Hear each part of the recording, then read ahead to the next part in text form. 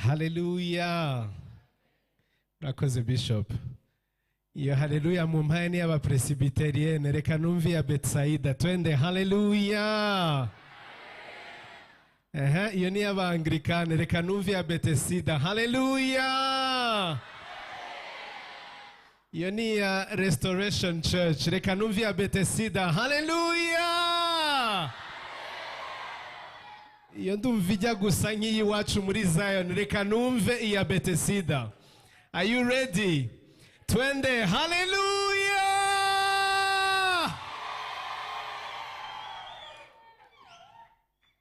Naringiye kuvuga ko ari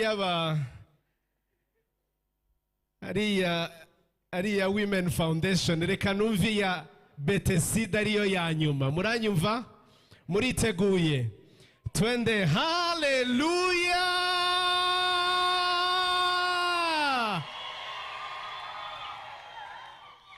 Amen, amen. Imana ibahe umugisha mugumaho ngaho ntimuhave. Reka mfate uyu mwanya ashima Imana yatekereje ko ndo kwizerwa ikangabira umurimo. Bihora ari bishya kuri je kubera ko iwacu ntitwakoze dukorera Imana icubahiro kibi cyayo. Ikindi cya kabiri ndongera gushimira mukuru wanje Bishop kongera kuntumira binyuze mu bayobozi ba Upper Room ubwa kenshi cyane, kandi ntabwo mbizi niba ndi missionnaire wa Bethesda muri Zion cyangwa missionnaire wa Zion muri Bethesda, kimwe cyo ndi umwe muri mwe. Amen. Ndanezerewe kongera kugaruka n'abashumba bose that I love kandi nkunda, murabizi ko mbakunda. Mukanya Claudine anyeretse umukobwa we ndamubwira ngo nari nisanzwe nzi ko tungana, none afite umukobwa ufite imyaka 270. Imana ibahe umugisha. Reverend Dr. uriya mugabo Bishop ntabwo bizi inyuma yawe, uriya mugabo yaranyigishije kuri university, yaranyigishije muri journalism. Imana imuhe umugisha cyane. Yaranyigishije imyaka myinshi, niho twamenyaniye, araza no kudufasha umurimo icyo gihe muri GBU. So ndanezerewe kandi kongera kubona umuvandimwe mukuru wacu, a man that I love, n'umugore we Apotre Apollinaire. Munyemerere murakoze cyane. Ayo mashina ya nyumba 10 wa hano mwe muretse Bibiliya itwemerera guserebura abakozi b'Imana. Ninde muntu utaraheshejwe umugisha n'indirimbo zo kuramya Imana yakoresheje inyuze mu mukozi w'Imana Apotre Apollinaire kugira ngo ahinduke epayiniya cyangwa umupiyoniye w'indirimbo zo kuramya muri kano karere? Abantu bose baramwiganye. None kubera ko mbizi yuko muri Bethesda nta shyari ribamo ry'amavuta, munyemerere tumuserebre na madame tubakomera Imana mashi menshi. Hallelujah. Imana ibahe umugisha mwinshi. Mu murimo habamo imvune ndetse nyinshi, icyampa amashi akagabanya amwe muri zo wavunitsemo. Apotre, we love you. Imana iguhe umugisha cyane. Come on, hallelujah. Imana ishimwe. Tugiye kuganira ijambo ry'Imana ndihuta, ndetse iyo biza kumbera byiza nari buzabashe gutaramana namwe iki cyumweru cyose, ariko ndashima Imana yuko nabonyemo iminsi 2 kuko ejo no kwa kane mafite ahandi ngomba kubwiriza. Ariko nkunda amatorero atarama mu gihe cya Pasika ndetse no mu gihe cya Pentecote, kuko aho ngaho ariho harimo ibyiringiro byacu. Ndetse akenshi mba numva nifuza kuvumba yose. Biratangaje, jewe numva hariho igihe numva amateraniro hafi ya yose nko ku munsi wa Pasika, ngo numva icyo umwuka ariho arabwira amatorero. Nkarara ijoro ryose numva amateraniro atandukanye, ngo numva icyo Imana iriho iravuga. Uyu mugoroba ndasenze ngo nawe ikuganirize. Come on, hallelujah. Ndasenze ngo nawe ikuganirize, twongere tuvuge ibyiringiro byacu. Oh glory, hallelujah. Reka dusome mu gitabo cya Luka igice cya 22 umurongo wa 39 hanyuma some na Yesaya 53 wenda some umurongo wa 4 n'uwa 5 gusa. Ndizera yuko Imana iri buze kuganiriza imitima yacu. Reka duhere muri Yesaya 53 umurongo wa 4 n'uwa 5. Ngira ngo maze kubimenyera buri gihe nsoma ijambo mu isezerano rishya n'ijambo mu isezerano rya kera. Bibiliya iravuga Yesaya 53 umurongo wa 4, nukuri intimba zacu nizo yishizeho, imibabaro yacu niyo yikoreye, ariko twebweho twamutekereje nk'uwakubiswe n'Imana, agacumitwa nayo, agahetamishwa n'imibabaro. 5, nyamara ibicumuro byacu n'ibyo yacumitiwe, yashenjaguriwe gukiranirwa kwacu, igihano kiduhesha amahoro cyari kuri we, kandi imibyimba ye niyadukirisha.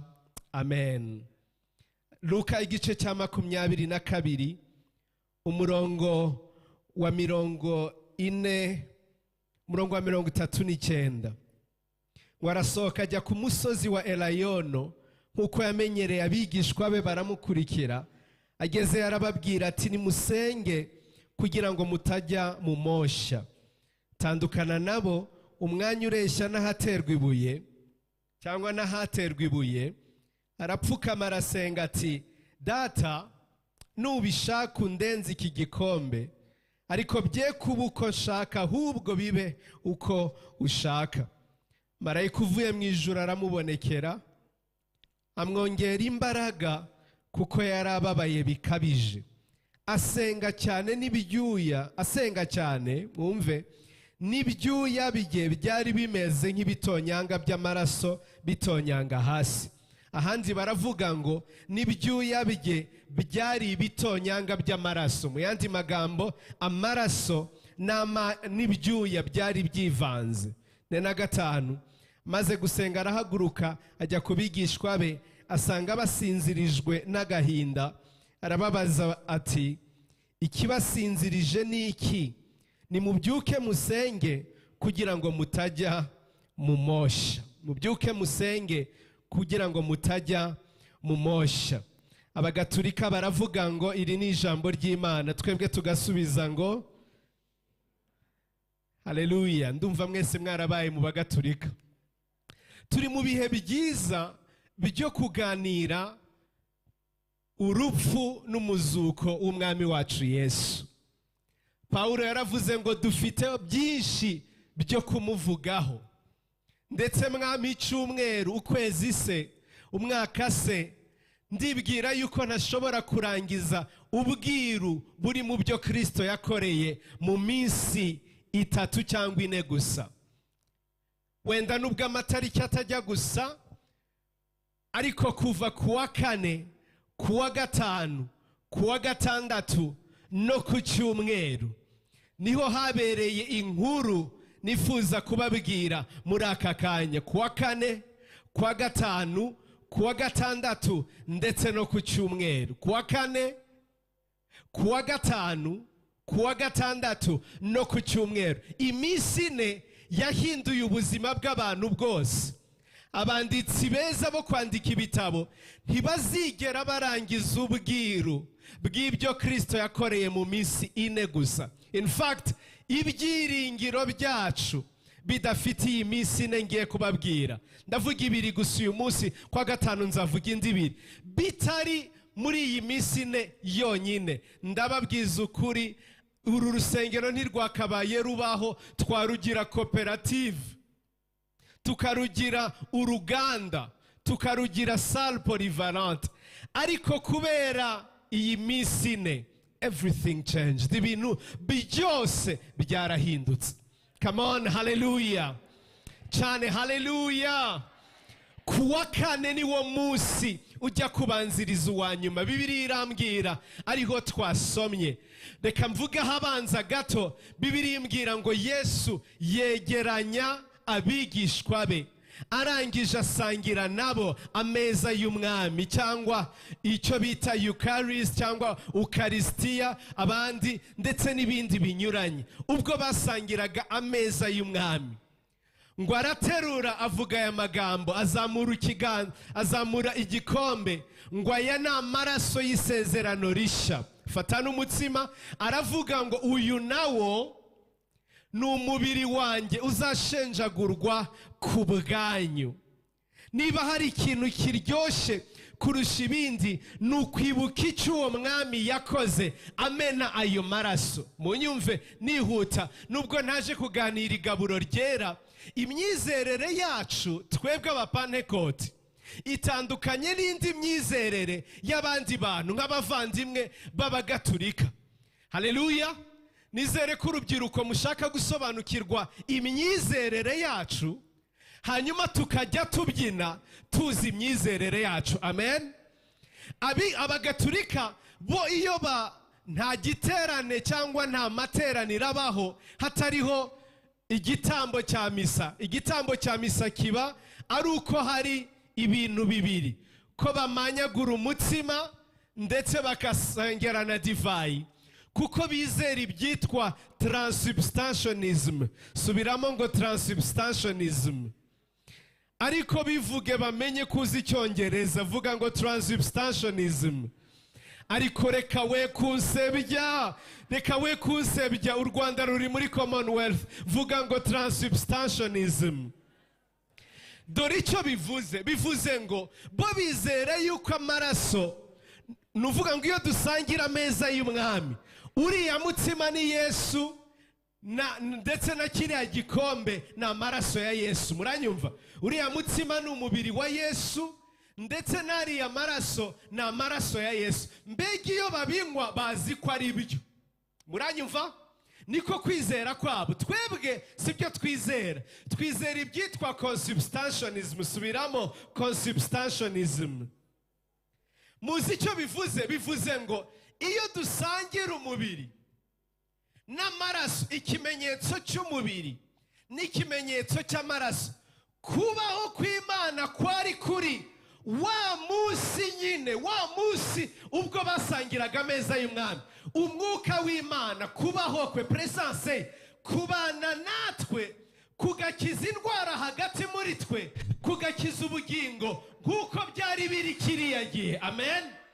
Umutsima si Yesu, ndetse n'uriya mutobe si Yesu, ariko iyo tubisangiye tuzi icyo yakoze, kubaho kwe kubana natwe, kugakiza indwara nk'uko yazikizaga. Amen. Kukabohora ababoshe nk'uko yababohoraga. Mbega Kristo akabana natwe nk'uko yari ariho icyo gihe. Muranyumva? Come on, haleluya. Asangira n'abisezerano rishya, atangira kubibabwira. Mu Bikorinto ba mbere Pawulo abivuga neza ngo Kristo niwe pasika yacu, nk'uko amaraso yashirwaga ku nzugi kugira ngo marayika urimbura ngo naza mu gihe yica abanyegiputa ataza kwica n'Abisiraheli, niko n'amaraso yaje ku buzima bwacu, umujinya w'Imana ukarangira icyo gihe. Come on, haleluya. Kubw'ibyo Uwite kumucamanza ambonye w'amaraso, ntaciru rubanza gute hanyitu kiranuka. Imana ishimwe. Ibyo nibyo byiringiro byacu. Yesu ngo amaze gusangirana, ngo arahagurukana n'intumwa, agendana nazo bajya hitwa Getsemane. Bahageze naho ahahurira n'ikintu gitangaje, ari cyo aharaho nifuza kuganiraho. Ubwo bambwiye kuvuga ngo inkovu z'urukundo, uyu munsi ndashaka kuvuga inkovu z'urukundo ziduhesha amahoro. Ejo bundi nako kuwa gatanu nzavuga inkovu z'urukundo, ibyiringiro byacu. Iriya teme nagumye gutekereza, buriya ntabwo yavamo filime nziza. Ninde wayihimbye? Ngo mwemerere koka. Ninde wayihimbye? Imana imuha umugisha umuntu wese. That was very powerful, ni inkovu z'urukundo. Inkovu z'urukundo za Kristo zahindutse ibyirato byacu iteka ryose. Come on, hallelujah. Zizahora ari byo byirato by'ubuzima bwacu iteka ryose. Ngaho ni munyumve rero, mbaganirireho gato inkovu z'urukundo. Kwa gatanu twababwiye, kwa kane niho ndiho ndavuga ubunyine. Kwa gatanu niho hitwa Good Friday, abagatulika bita kwa gatanu mutagatifu. Kwa gatandatu hari ibyahabereye, ku cyumweru hari ibyahabereye. I wish I can give you icyama aho kubibabwiriza mukabivoma muri jye kuko biranyuzuye. Niba ushaka kubyumva nyingingo utibivuge Flori. Ngaho nyingingo utibivuge Flori. Munyumve rero icyabaye. Mwami wacu Yesu that I love dearly, ngo ageze i Getsemane asengana umubabaro. Yarafite umubabaro mwinshi, akajya avaho agasubirayo akabwira intumwa, munaniwe no kubana nanjye umunota umwe gusa.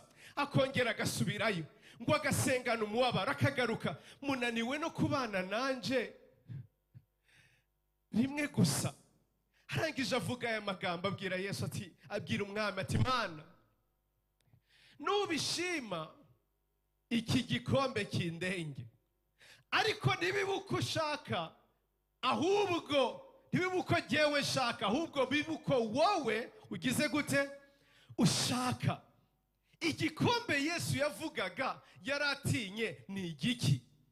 Mbese Yesu yageze imbere y'umusaraba, kandi yararavukiye gupfa adufira ibyaha, ageze imbere y'umusaraba ahinduka ikigwari.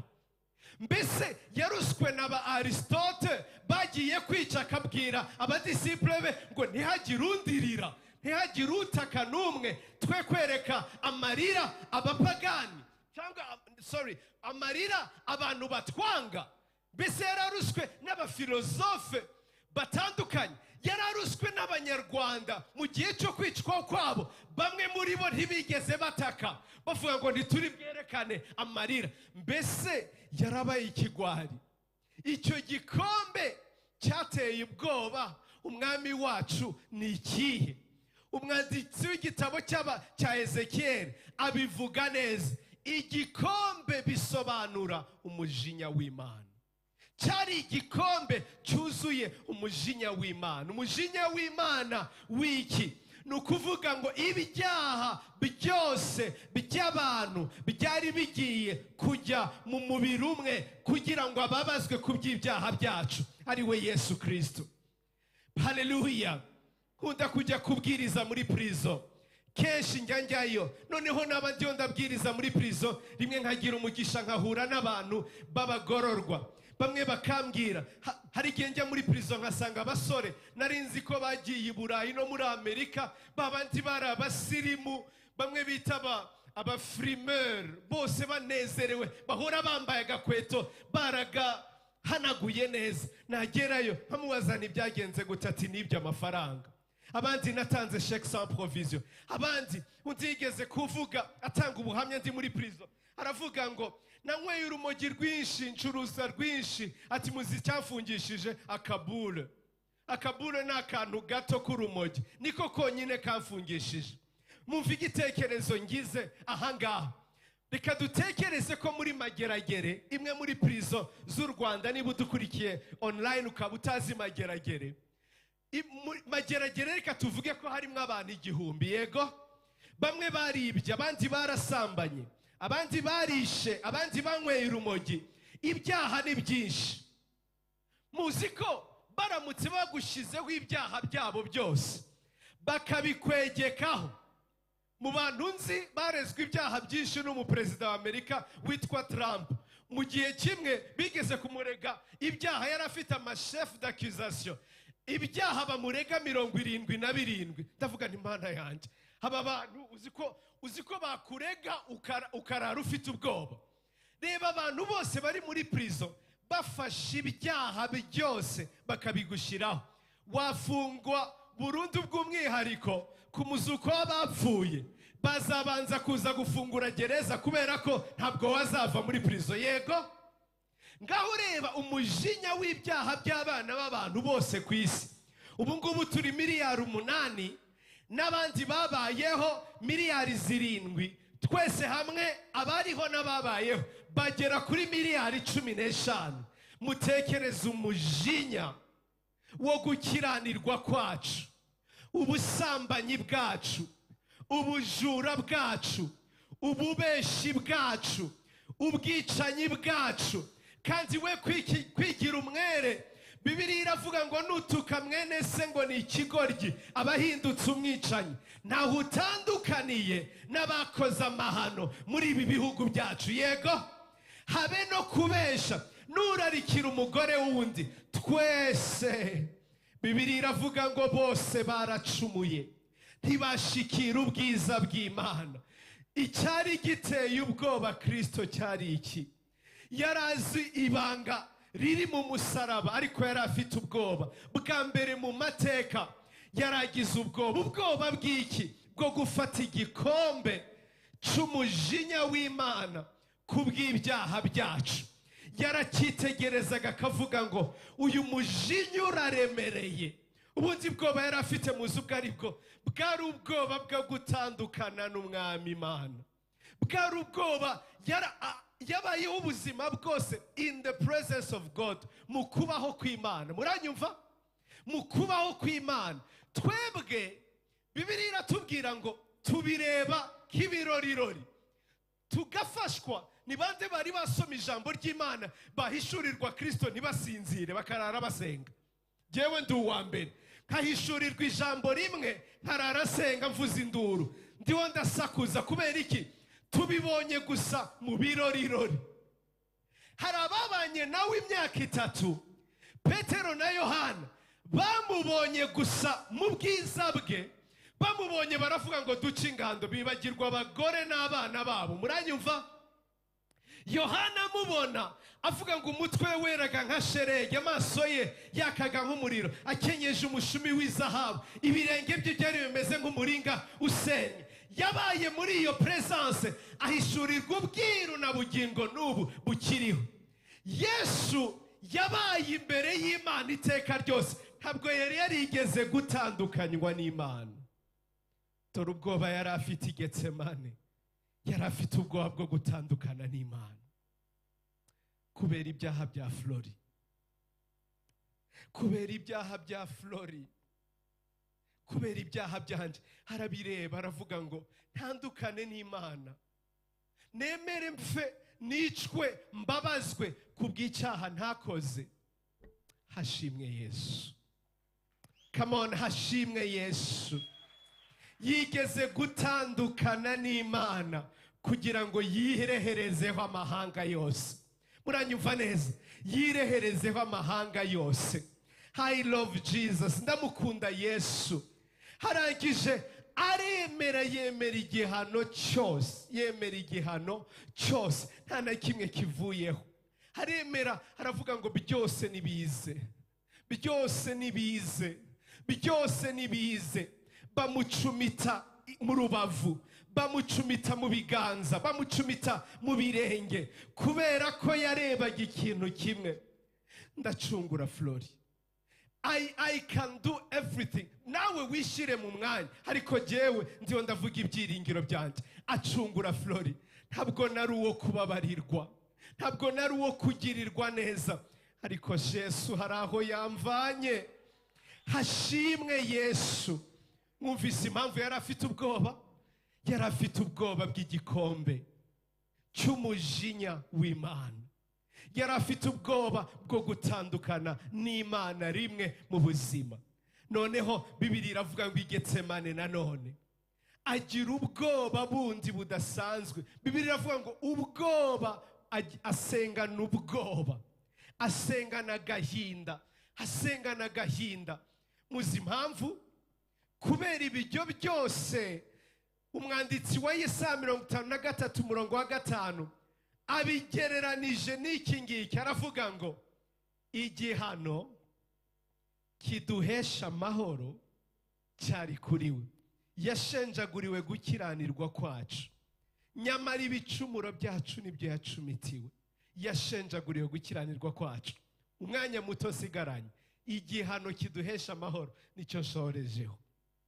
Uriya nizitangaza amakuru, kandi nabayeho umunyamakuru igihe kinini. Nubwo nabiretse ariko mba numva ndi umunyamakuru 100% mu mutima, kubera ko itangazamakuru ni nka drogue.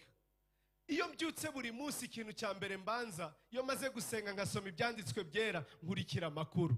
Biransetsa uburyo ku isi yose hari amakomite 270 inturusu yo gushaka amahoro, kandi barayabuze. Uzi aho bakoreye ikosa, vuga uti havuge Flori, nyinginga uti bivuge Flori. Muzi aho bakoreye amakosa, bo bizera yuko amahoro ari muri process, bakazita amazina protocole, process and procedures. Baravuga umuryango w'abibumbye, reka dushyireho umuryango w'abibumbye, isi zabona amahoro. Ayiwe, ahubwo aho kugira ngo isi ibone amahoro igahita ijya mu ntambara kurushaho. Trump buke aravuga ati no, umuryango w'abibumbye ntabwo gikora, ati reka nshyireho ikintu cyitwa the peace board, cyangwa urwego rw'amahoro. Akirushiraho abateye Iran, abagiye kwiba perezida w'abandi muri Venezuela. Akirushiraho ahubwo ateje impagarara isi yose. Mbese hari amahoro turiho turabona? Ahubwo ni uko intambara zirushaho kugwira. One thing they don't know, vuga uti kivuge Flori, nuko amahoro atari urwego rushyirwaho. Amahoro atari igihugu kiba, ntabwo ari na process ijyaho. Amahoro ni umuntu yitwa Yesu. Amahoro ni Yesu. Niwe Bibiliya yavuze ngo he is the prince of peace. Niwe mahoro yacu, niwe gikomangoma, niwe mwami wa mahoro. Niwe wenyine wambaye amahoro, utwikiriye amahoro, uzana amahoro, kandi atari mu mutima nta nubwo yagaragara no mu miryango yacu. Imana ishimwe. Amahoro ni umwami, amahoro ni Yesu. Muranyumva neza? Amahoro ni umugabo witwa Yesu Kristo w'i Nazareti. Ngaho nimuze mwumve rero ukuntu yazanye amahoro adasanzwe. Ni mpamvu ki igihano kiduhesha amahoro cyari kuri we. Yabonye yuko twari tubuza amahoro, nawaburira amahoro, yambara umwanya wo kutabona amahoro. Ndabwira iyi nkuru abantu bagera muri iki gihe, kuko tugiye kujya mu bihe byo kwibuka, barangiza bakajya mu bwihebe bwinshi, bakajya mu gahinda, kuko kumara iminsi 100 u Rwanda rwahise rujya mu mwijima mwinshi kubera jenoside yakorewe abatutsi. Si ibyo gusa, na bene wacu bandi benshi bakwira imishwaro mu bihugu binyuranye bitwegereye n'ibindi binyuranye. Ibi bihe turimo ni ibihe by'agahinda ku gihugu cyacu, ariko hashimwe yuko bifitanye isano. Turi no mu bihe by'ibyiringiro bizana amahoro, bikiza imvune zo mu mutima, binaruhura n'umutima wacu. Imana ishimwe. Ngaho nimwumva uko Bibiliya itubwira. Bibiliya iratubwiye ngo ariho arasenga ngo abira ibyuya by'amaraso, abira ibyuya by'amaraso. Amaraso yivanga n'ibyuya bihinduka ibyuya by'amaraso. Hangaha niho handyohera. Muzi impamvu? Ubundi kugira ngo ibyuya byivange n'amaraso ni indwara, condition abaganga bavura bita hematidrosis. Hematidrosis ni uburwayi. Hematidrosis iza ryari? Hematidrosis iza cyangwa ibyuya n'amaraso byivanga iyo habaye ikintu kimwe. Byivanga iyo umuntu yagize stress, ikarenga depression, ikarenga ikivanga n'ubwihebe n'agahinda gakabije, ikarenga ikaba no guhungabana ku buryo bwose. Bibiliya iravuga ngo yari afite ubwoba, yari afite agahinda. Mu yandi magambo, yagize depression y'uburyo bwose. Yitekerezeho, agahinda gakabije ku buryo bwose karaje kaza mu mutima we. Muzi ukuntu bigenda? udutsi two mu bwongo turaturika tukivanga n'inzira ibyuya bivamo, hanyuma ibyuya by'amaraso bigasohoka. Niba hari level yo hejuru ya stress, ni hematidrosis. Yesu yagize hematidrosis. Yesu yabize ibyuya by'amaraso. Kubera iki? Kugira ngo jewe nawe tubone amahoro. Mu nkovu ze z'urukundo hakomotsemo amahoro.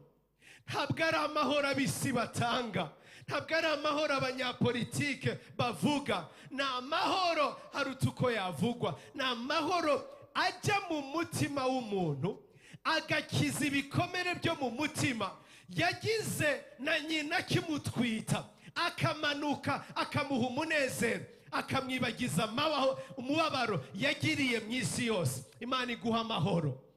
Ndabwira wowe wagiriye n'ibyago no mu rugo rwawe, ukajyamo wibwira yuko bimeze neza, bizaba ari byiza, muzaba mufatanya agatoki ku kandi, wagerayo ugasanga birahabanye, hari amahoro. Yesu yaguha amahoro utabonera mu rugo rwawe. Mbwirira mwene so, yaguha amahoro utabonera mu rugo rwawe, muri business yawe. Muranyumva neza? Imana ishimwe. Hari amahoro umwami wacu atanga. Kuri uwo munsi i Getsemane yemera kubira ibyuya by'amaraso, yemera kubira ibyuya by'amaraso kugira ngo amahoro Yesu atanga haze mu buzima bwacu.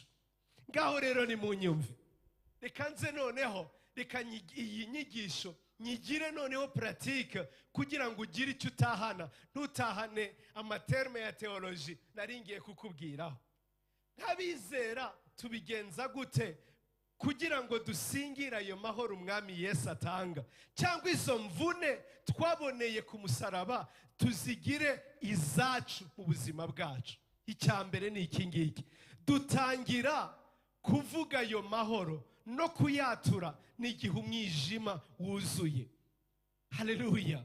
Dawidi yarazi gukorana inama n'umutima we, akavuga ngo mutima wanje himbaza Uwiteka, ntiwibagirwe ibyiza yakugiriye byose, niwubabarira ibyo wakiraniwe. Akaganiriza umutima we. Buriya ibyiringiro byacu tubiganiriza umutima. Dutangira kuvuga mutima wanjye wimpagararamo, kubera ko Kristo yabize ibyuya by'amaraso kugira ngo depression, stress, PTSD, trauma byose bikire. Ndagushimiye mutima wanjye wimpagararamo, ndi muzima kandi ndi mutaraga. Muranyumva neza? Ugatangira kwatura ibyiringiro byacu. Ikibi cy'abapantekote, dufata bimwe tukabyubakiraho, ibindi tukabyibagirwa. Abapantekote bose bazi kwatura, tukatura twese gukira kw'indwara, tukatura twese gutunga. Ndi umwami, ndi umutambyi, ndatura gutunga mu izina rya Yesu. Ndacakira ikizu Nyarutarama, ndacakira ikizu Gacuriro, ndagikwata, nigeze kubabwira inkuru. Nagiye i Bugande gusenga kuri Prayer Mountain. Noneho ngiye kubona mbona umugande wihishe munsi y'igiti, afite idolari yarikubise hasi, ariho ararikubita inkoni.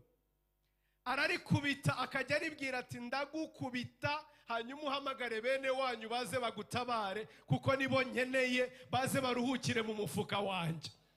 Abarokore bazi kwatura ubutunzi, bazi kwatura amafaranga, bakayahamagara bakayatura, hanyuma bakaburira amahoro no mu mafaranga Imana yabahaye. Muzi impamvu? Ntibazi ko igihano kiduhesha amahoro kiri kuri twe.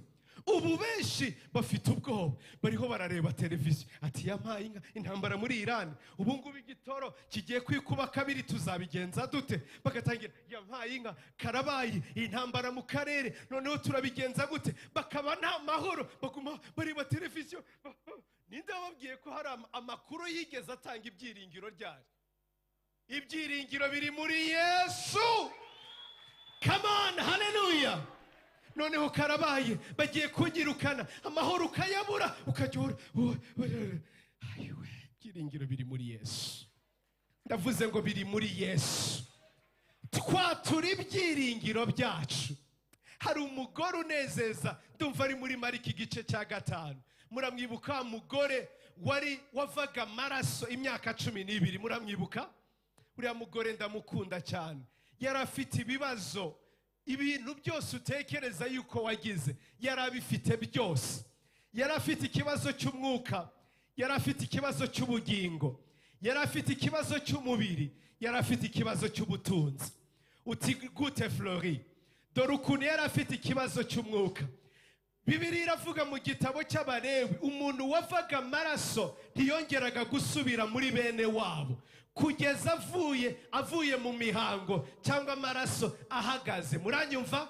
Ni ukuvuga ngo kumara imyaka 12 nta na rimwe yigeze kuza mu materaniro ya Betesida cyangwa Zion cyangwa irindi torero. Muzi impamvu? Kubera ko yavaga amaraso. Yari afite ikibazo cy'umwuka, kandi Abisiraheli ntabwo bitaga gusenga iyo wabaga utageze mu materaniro y'abera. Yari afite ikibazo cy'umwuka. Yego. Icya kabiri, yari afite ikibazo cy'ubugingo, kubera ko abantu bose bari baramutaye, nta n'umwe umwibuka. Niba nkubesha, uzareba iyo umuntu yakennye akamererwa nabi iteka ryose, akarwara kumara imyaka 12, ntawongera kumusura. Bahora bavuga ngo ariko azapfa ryari? Ese buri Imana yamuruhuye akajya byibuka rimwe mu mwaka akavuga ati ariko wa muntu aracyariho. Cya gatatu, yari afite ikibazo cy'amafaranga. Nta mahoro yari afite mu butunzi bwe.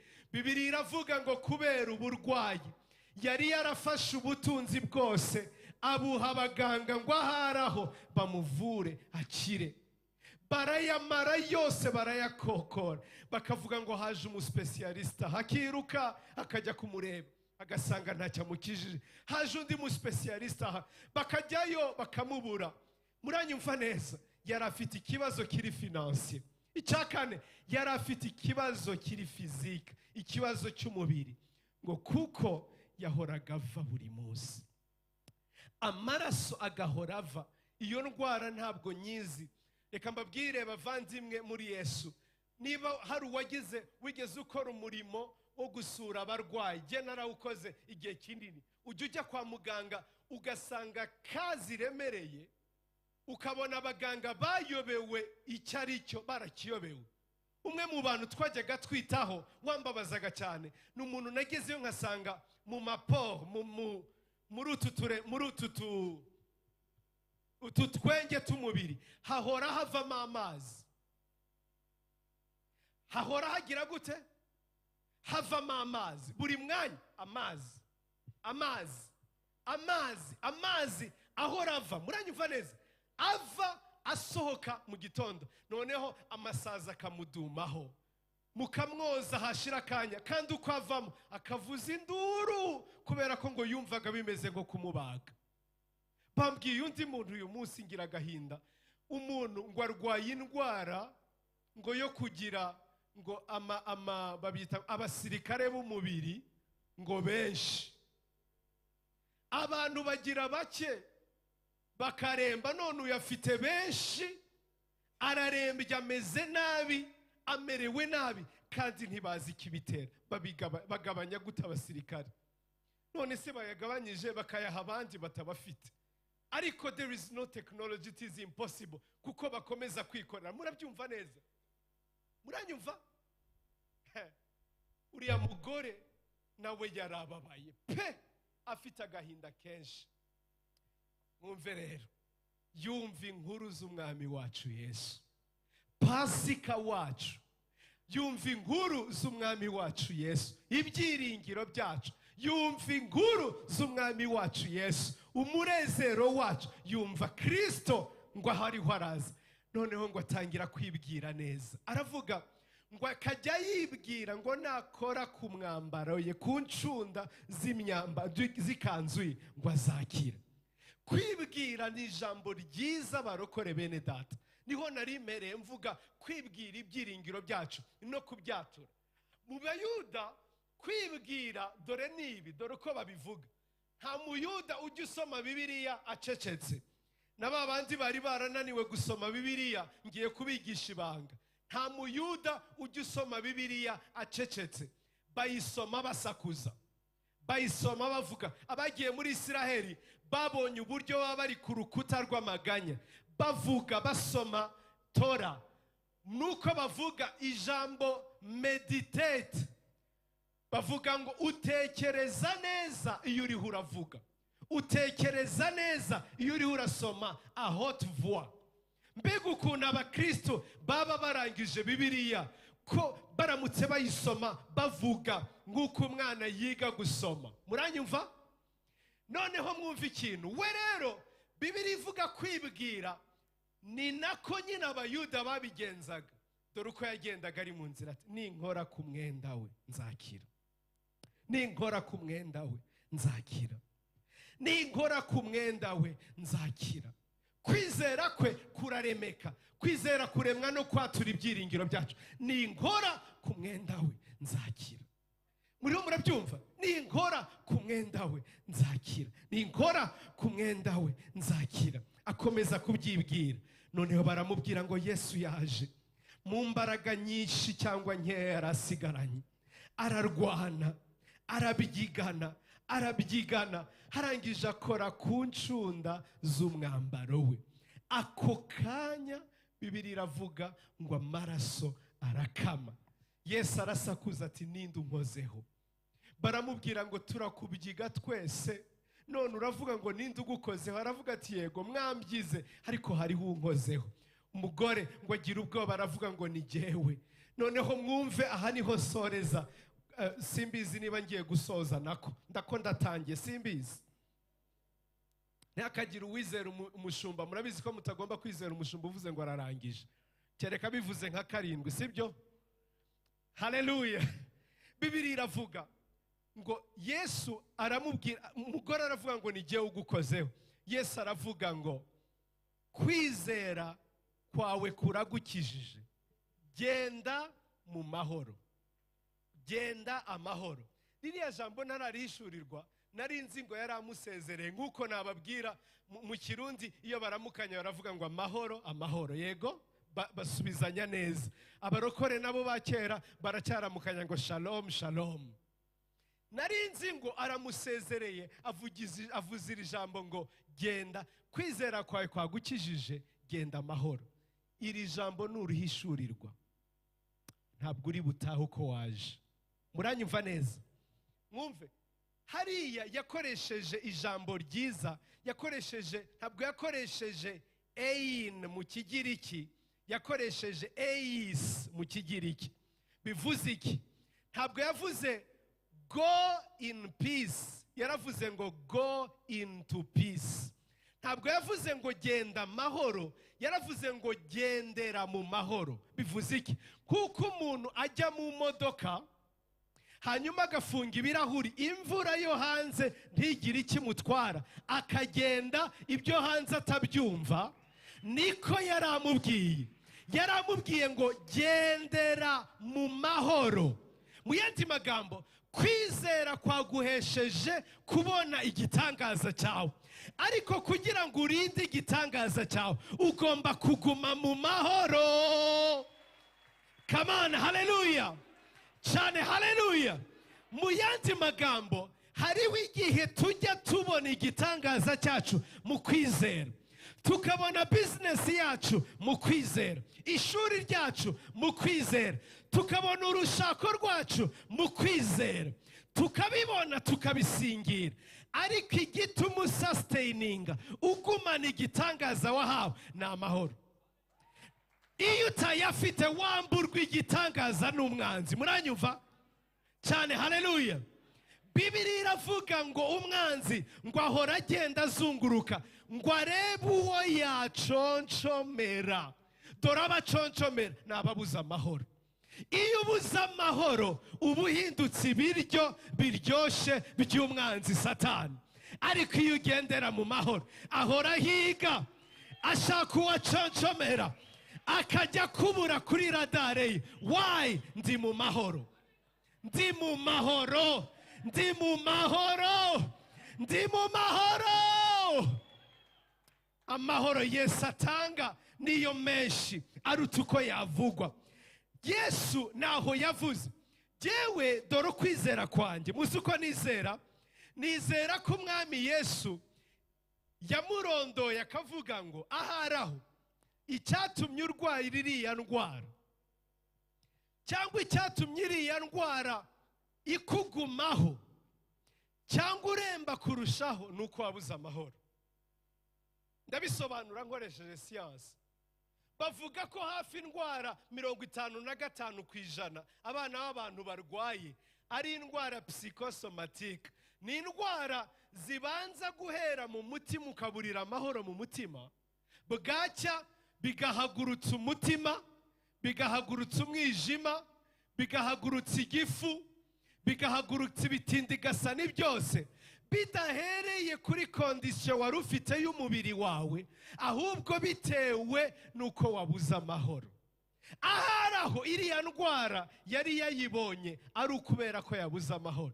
Yesu aravuga ngo mukoreye igitangaza akabura amahoro, n'ubundi azakomeza kuyirwara. Arangije aramubwira ngo here is the secret, go into peace. Ntiwumva ko isi yaduruvanganye cyane? Imana iguha amahoro mu izina rya Yesu. Ndavuze ngo Imana iguha amahoro mu izina rya Yesu. Ndavuze kandi ngo Imana iguha amahoro mu izina rya Yesu. Cyane haleluya, cyane haleluya. Imana ishimwe. Ndarangiriza kuri iri jambo nshaka gusoma riri muri Petero wa mbere igice cya 5:6. Ndiho ndavuga ni gute tuguma n'ibyiringiro byacu, ni gute ayo mahoro ataha muri twe, ko Kristo yamaze kubikora ku musaraba. Ni gute tugumana ibyo byiringiro? Petero wa mbere igice cya 5:6 kugeza ku wa 8. Bibiliya iravuga ngo nuko mwicishe bugufi muri munsi y'ukuboko gukomeye kw'Imana, kugira ngo ibashyire hejuru mu gihe gikwiriye. Mwumvire ijambo n'icyo shaka kuvuga. Muyikoreze amaganya yanyu kuko yita kuri mwe. Mwirinde ibisindisha, mube maso k'umurezi wanyu Satani azerera nk'intare yivuga ashaka uwo yaconshomera. Munyumvire iri jambo. Umwanzi ahora azunguruka ashaka uwo yaconshomera. Muranyumva? Dore ibyo Kristo atubwiye kugira ngo dutsinde umwanzi. Aravuze ngo muyikoreze amaganya yanyu, muyikoreze amaganya yanyu. Dore akazi umwami Yesu ashaka yuko jewe namwe tuzajya dukora. Muriteguye? Nyingingo tibivuge Flori. Ndiyo ndashaka igikoresho nakoresha, cyangwa wantiza y'amazi Bishop. Muyikoreze iki? Iki? Bibiliya iravuze ngo muyikoreze amaganya yanyu. Muranyumva? Dore ibyiringiro byacu ukuntu tubyatura. Tubyatura tutavuga ngo Yesu yarabikoze. Muranyumva? Ahubwo tubyatura tubikora. Muranyumva? Haleluya. Reka saba abasore babiri bihuse baze hano aka kanya, n'abandi nibashaka babe 3 cyangwa 4. Haleluya. Ngaho muhagarara hariya uko oya mundeba. Bibiliya y'Icyongereza ikoresha ijambo cast all your cares. Ijambo cast ni impuzanyito ya throw, bivuga jugunya. Jugunya amaganya yawe. Dore uko tujya dukina n'umwami wacu Yesu. Yabize ibyuya by'amaraso kugira ngo agahinda kacu, ubwihebe bwacu, umubabaro wacu hitubane nawo, tujye tuwujugunya. Subiza hano. Ufite agahinda, ufite amaganya y'umubabaro, ufite ukubuza amahoro, aharaho nuko udafite loyer. Bibiliya iravuze ngo jugunya amaganya yawe. Ufite agahinda k'urugo rwawe uko rumeze, ntukararana agahinda sakawe. Jugunya. ufite agahinda k'umubabaro w'abana bawe kuko banze kugukizwa, jugunya. Dore uyu ni wo mukino tugomba gukora iteka ryose. Gira gute? Jugunya, jugunya, jugunya, jugunya, jugunya uburwayi bw'izina rya Yesu. Come on, hallelujah. Jugunya. Ntabwo umubabaro waremewe kuba mu mutima w'umuntu, waremewe kuba ku musaraba wa Yesu. Ntabwo ibyago, ntabwo ubukene bwaremewe kuba mu mutima wawe. Jugunya. Ibi bintu ntarabimenya, najyaga njya muri counseling nkakira abakristo, umugore akambwira uburyo yakubiswe n'umugabo, agahinda kameze gutya, noneho najya kuryama nkarara mutekereza, nkarara ntekereza, ndavuga uyu mugabo tumukorera iki, tumufunge, duhamagara abapolisi, ko Bibiliya ivuga ngo ibitugu by'abapfapfa bikwiriye inkoni. Karara mbabaye, umutima ugiye guturika, nkagera mu gitondo nkabwira Imana, Mana iby'ubu pastori mbivuyemo, I cannot live, ntabwo nabaho muri aka gahinda. Ni kenshi nararaga nkanuye, madama akambaza ngo uri mu biki, nkamwatiye we, umuntu yambwiye ubukene bwe burananira. Noneho nkahura mfite agahinda, nkasohokana na madame tugiye gusangira, natekereza umuntu ugiye kungaburira, uburyo ayo tugiye kurya ari wo mushahara we w'ukwezi, bikananira gusinzira. Noneho nkagira agahinda ndi kumwe na madame. Kubera iki? Niko navutse, niko nari imeze, mfite umutima sinzi uko uteye, menya meze nk'abagore. Noneho kajya ngira depression ku bintu bidafite impamvu, kagira agahinda ku bintu ibyiza ibibi, kitekerezaho buri gihe. Musi umwe mishurirwa iri jambo, bavandimwe, ntabwo ibyiringiro byacu, ntabwo naje kubwiriza kubera ko ari akazi kanjye. Oya, akasa akazi, aka ni akazira. Oya, tuvuga ibyiringiro byacu. Niba ibyiringiro byawe bitagira icyo bikumarira, then nta mpamvu jya ku mupsikologe no ku mupsikoterapeute no ku mupsikopsiko. Genda ubashake bose, genda ujye kubareba, ariko ibyiringiro byacu ni bizima. Yesu arabasha. Ngirira mwene so jugunya. Mumbwirire kandi jugunya, jugunya. Nta mpamvu yo kubaho nkaho ntacu umusaraba wakoze, nta mpamvu yo kubaho nkaho ntacu umusaraba wakoze, nta mpamvu. Ntibinaniye, mvuze umunsi umwe gusa, mvuze umunsi umwe, kandi narinzi ngo ndavuga iminsi ibiri. Reka nsoreze aha, mwigendere, tubakomera amashyi abavandimwe. Bavandimwe muri Kristo Yesu, hari ubwiru tuzarinda dupfa tutarangije. Kandangirize kuri iyi nkuru, hanyuma jewe nawe dusengane. Ni inkuru nasomye mu gitabo cy'umugabo umwe witwa Carlos Anacondia, umukozi w'Imana. Arangije avuga inkuru y'umushumba umwe wari inshuti ye, wari ufite itorero ahantu mu cyaro mu gihugu cya Argentine. Noneho wakabwiriza, akaba ari umubwiriza butumwa mwiza, wuzuye umwuka, ukunzwe n'abantu.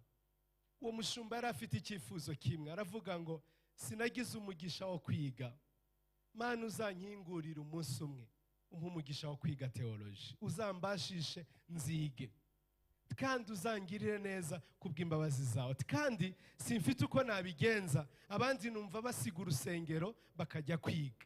Ngo hari kera abwira Imana ngo uzankingurire imiryango, nkomeze nkore umurimo, ariko njye nkomeza mbwirize n'ubutumwa bwiza. Uwo mugabo ngo umunsi umwe, umugabo umwe wari umukire mu rusengero, Imana imushyira ku mutima kumwishyurira amashuri yo kujya kwiga. Abazi Argentine ni agahugu kameze nk'umurongo umeze utya. Ubwo yagombaga kujya afata indege ava mu cyari wabo ajya ahitwa Buenos Aires mu murwa mukuru, ajya kwiga. Mu mibyizi akajya kwiga, muri weekend akagaruka akabwiriza ubutumwa. Noneho nimwumve nyamushumba ibyago yagize cyangwa agahinda yagize uwo mushumba. Noneho mugabo aramubwira ati Imana yampaye umugisha, kandi yampaye umugisha binyuze ku masengesho yawe, no ku byo wankoreye kandi mpagakiza none ubu ndi umugabo, ndakwinginze nyemerera nkwishurire, nzajya nakwishyurira n'itike y'indege ikujyana ikugarura buri gihe. Muranyumva? Mwumva ibyago rero byo kutamenya, byo katsindwa.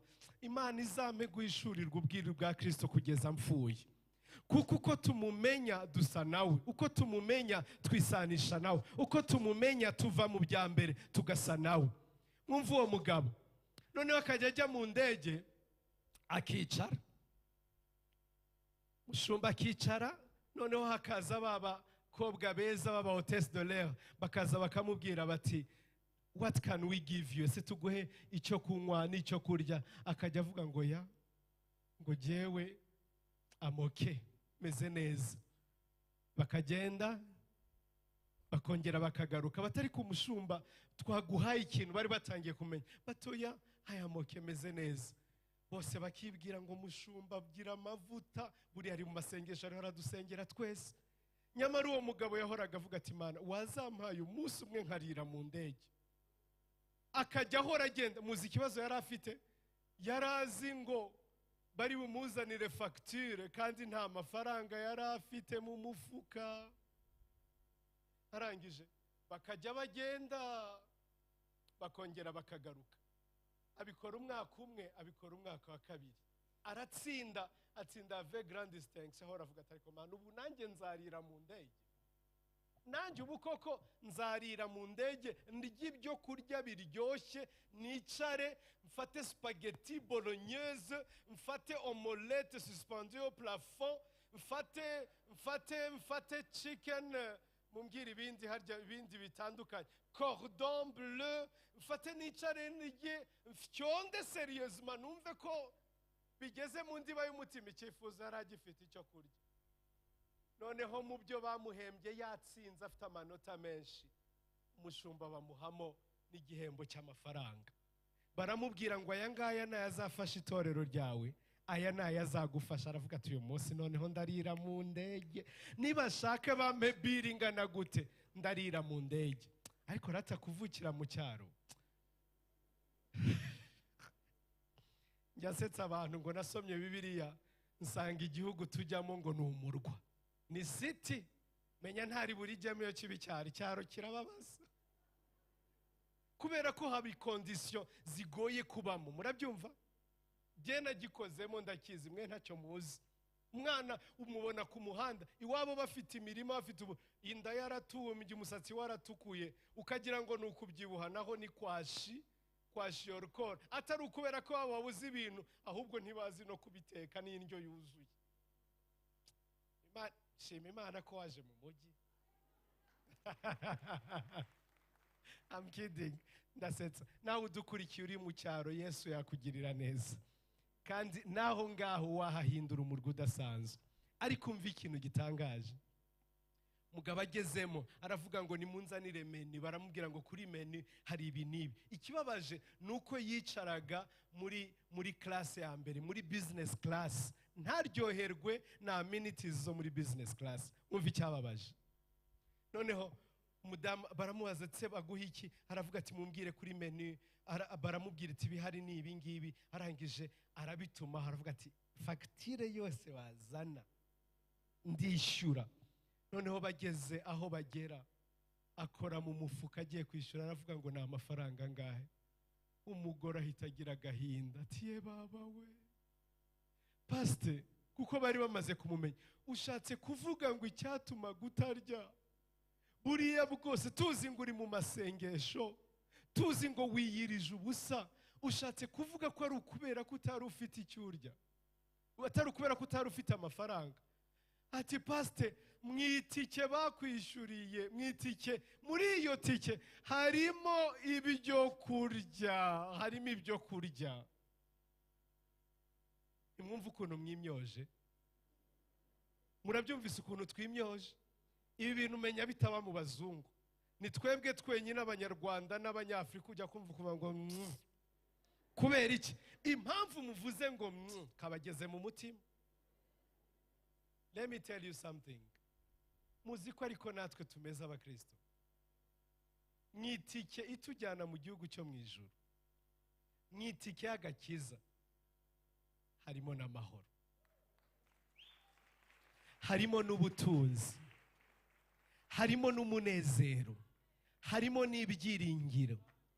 Mu mibyimba, mu nkovu z'urukundo Kristo yatugaragarije, yatugiriye, harimo no gukira, no kuduha amahoro, no kuduha ibyiringiro, no kudutungisha, no kudukenura, no kutugirira neza mu buryo bwose.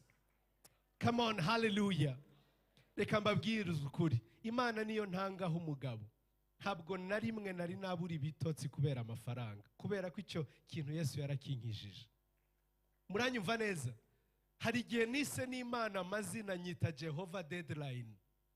Kubera iki? N'igihe nabaga mfite umwenda, mfite ubwoba ngo ndayikura, ku mwisho Imana yarayishyuraga. N'ubu ngubu ni Jehova Deadline. Imana nayise amazina menshi, jewe nayise Jehova Mariage inkoreye ubukwe, nayise Jehova Deadline. Kubera iki? Reka mbabwize ukuri, mbere yuko nkora ikintu Imana ingirira neza ikakimpa. Kubera iki? Yankijije ubwoba bw'ubukene.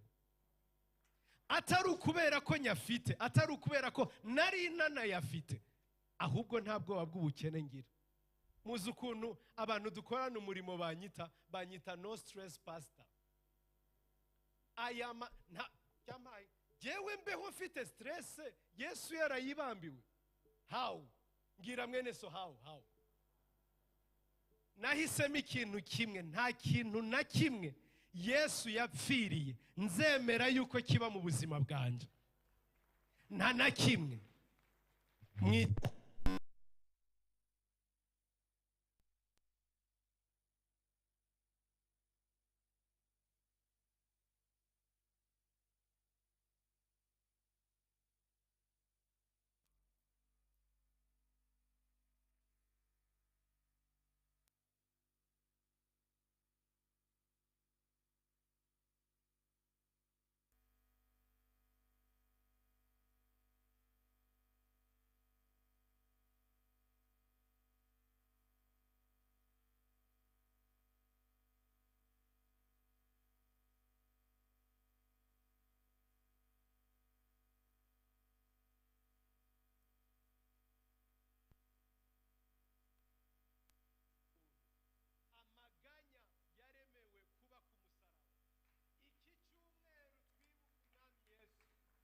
Come on, hallelujah. Iki twubake twibuka umwami Yesu, ntihakagira amaganya namwe aguma mu mutima wawe. Hari ibyiringiro bitagajuka mu cyo Kristo yakoze. Munyemerere duhaguruka aka kanya. Nanje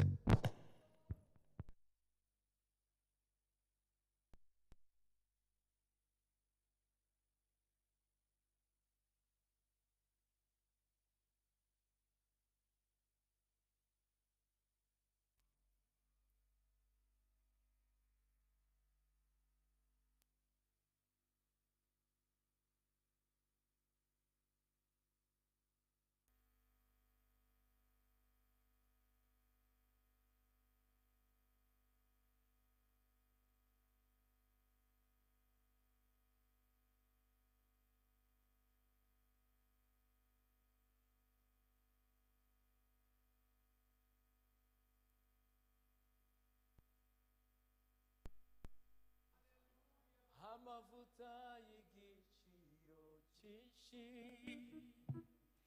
yapfutse inguma zose narifite, yanyomoje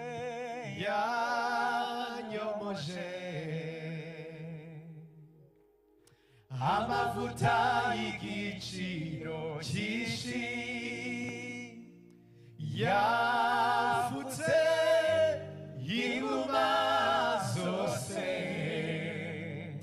narifite. nanjye ndi mubo yanyuzeho babaye hagiri ibambe n'urukundo, aranyobora arangiza anyishura imyenda tuzamura amajwi yacu. Ndashaka kumva umurokore abwira Kristo ngo ngwino umpa amahoro muri iki gihe cy'intambara mu isi. Uvuge ibyiringiro byawe, wature, uvuge nka wa mugore. Yabasha kugukiza umwuka, ubugingo n'umubiri, yabasha gukiza n'umufuka wawe. Paleta la tola terete le selolena halta la metona le talele halo luce mera torelo asbelenda la toneso shele azelele tamelele tonale malbelu chanela le careta le Zelimina ratala tareta lale Abel kosha le merota solele Asbilita malo taratele karele Aleti maleta tereta le kare Zelimero talale kare lato so sherele Atamelo tarate so shalalele Dale milo salo karakale Maleta malo so shatarel Urakoze kubw'igihano kiduhesha amahoro. Urakoze kubw'igihano kiduhesha amahoro. Urakoze kubw'igihano kiduhesha amahoro. Talusare kalatere malusotare karel ziba lutatare kaletele.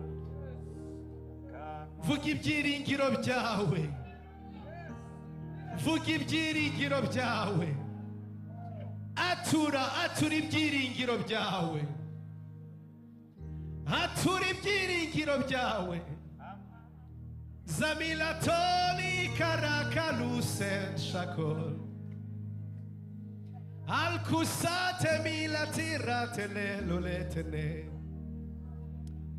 Ziba lutaro kasopale falero Asomale atelele karemelotale Aldolel kasomelitara kalake Asolale Altamina peluze koretele Zalka matule birata ye kole tarelele Zala minimele sushatarele Zembelini me sushatare talalale Zima lutata me soshale Zelimita no soperetelini miso Zemalelele tarakole Ndagushimira ko wameneye amaraso Ndagushimira ko wameneye amaraso